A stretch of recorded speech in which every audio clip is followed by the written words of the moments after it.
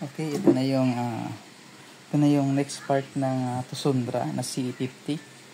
Bali, nahigpitan ko na to. Meron tayong nakuha na hindi naka-screw na mabuti.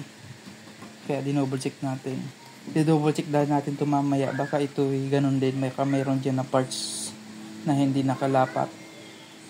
Yung problema nakuha natin ito. Yung supply ito sa input buffer natin na 15 volts regulated. Ito kabila. Kasi ito ay pag pinower on natin, nag-reading siya ng shorted, tapos pumuputok yung capacitor, tapos regulator. Sinisira yung mga IC na input natin. Pati dito yung grounding resistor, sinisira. Ito na siya.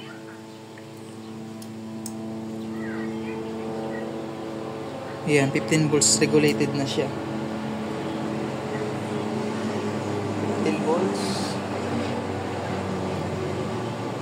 Okay, normal naman yan sa regulated na hindi identical.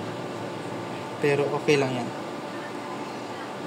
Okay na yung supply natin, nag-run na siya. Mag-frequency test tayo.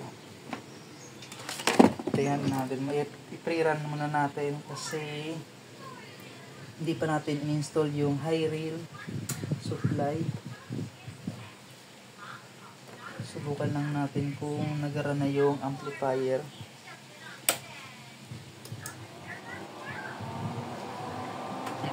Ito kasi ito kanina na try ko, dito naman tayo sa kabila. Dahil meron na siya dito sa wave ko. So meron na tayong signal. Okay, mamaya i-install na natin yung high rail. Tingnan natin kung may problema pang iba. Then i-double check muna natin yung mga pagka-screw nito bago i-fire natin, i-test run. Okay.